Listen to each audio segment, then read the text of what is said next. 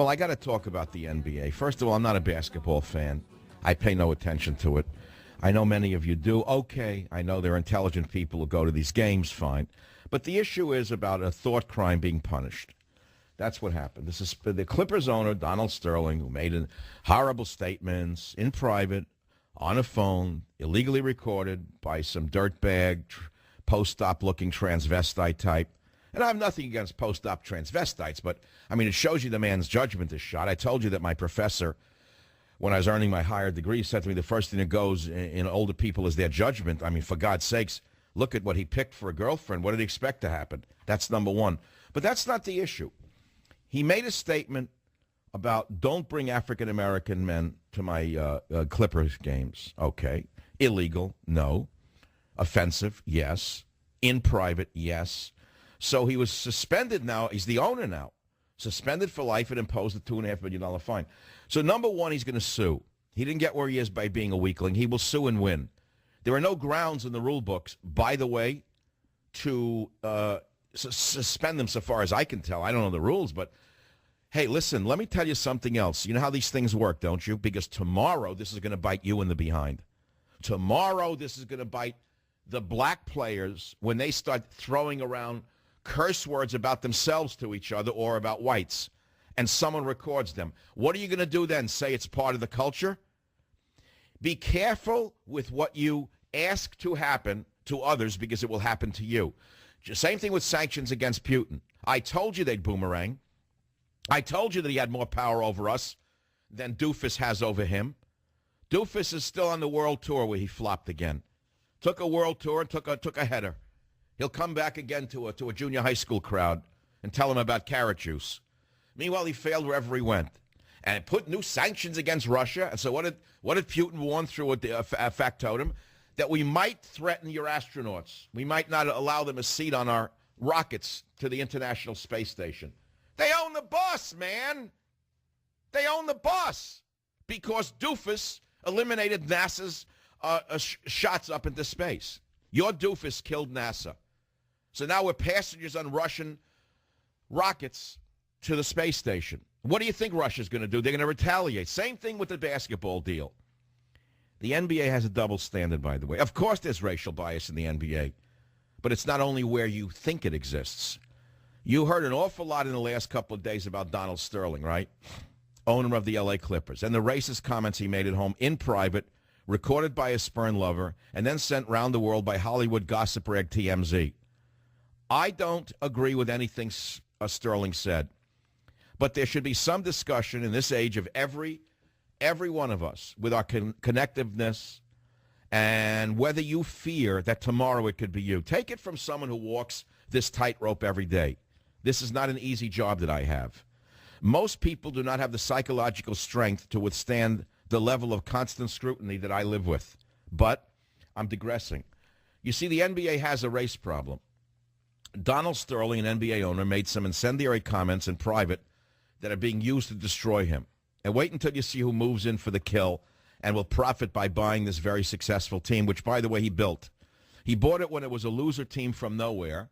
He attended every game that was ever played, and he built it up personally as a businessman would do. And now someone's going to try to swoop in using the racial scam as an opportunity to buy the team on the cheap. He won't sell it, by the way. But meanwhile, a guy named Jay-Z, a minority owner of the New Jersey Nets, was seen on the sideline wearing an enormous medallion from the Whites Are Devils group. Did you miss that one? From the New York Post, and I'll quote, "Black people are the fathers and mothers of civilization. White men are the devil. The Christian God is nothing more than a ghost, and only a small percentage of people understand the world. These are just some of the beliefs behind the bling, the gaudy 5% nation medallions worn by Jay-Z."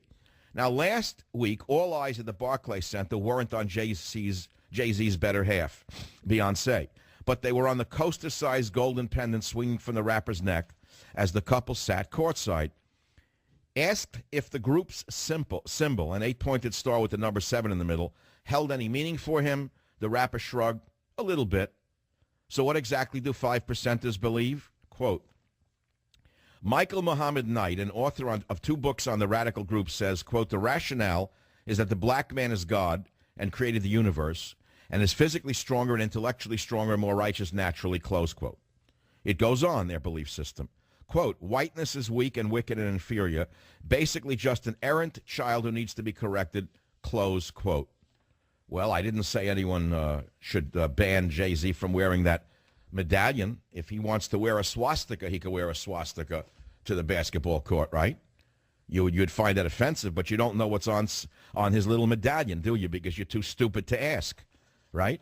Charles Barkley, who's another dunce, says, quote, we could not have an NBA owner discriminating against a league that's, we're a black league, quote. Really? They're a black league? Well, Charles Barkley was always missing a few brain cells. I once had an interchange with him. He came away looking like the, let us say, sports figure that he is. He certainly didn't have the intellectual horsepower that he pretends to have. As someone who doesn't judge people based on their race or skin color, I, Michael Savage, must profess to being very, very upset here. Black basketball stars say that the white honky racist owner has to leave over some stuff his twisted ex recorded on him at home, right? While other owners who happen to be black show up at games with, quote, whites are devils bling, and no one says anything. So a few questions.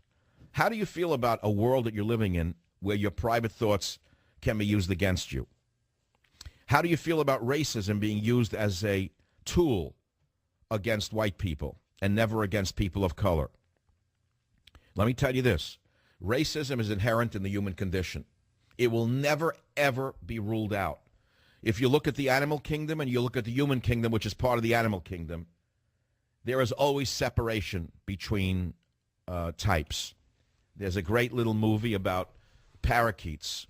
I think they're parakeets. I think the wild parakeets of Telegraph Hill. I don't want to go into a long-winded detail. I look at these birds outside my window in the city.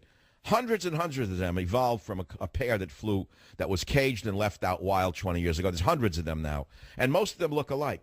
Some of them come from Colombia, some from Venezuela, some from Argentina. And some of these birds look alike to you, but they have slightly different feather color. And guess what? They're ostracized by the other birds. The birds will not mate and will not associate with birds of a different feather. That's the way the animals work. You say, well, we're not animals. We should be different. Well, okay, go to China and tell a billion people they shouldn't be racist.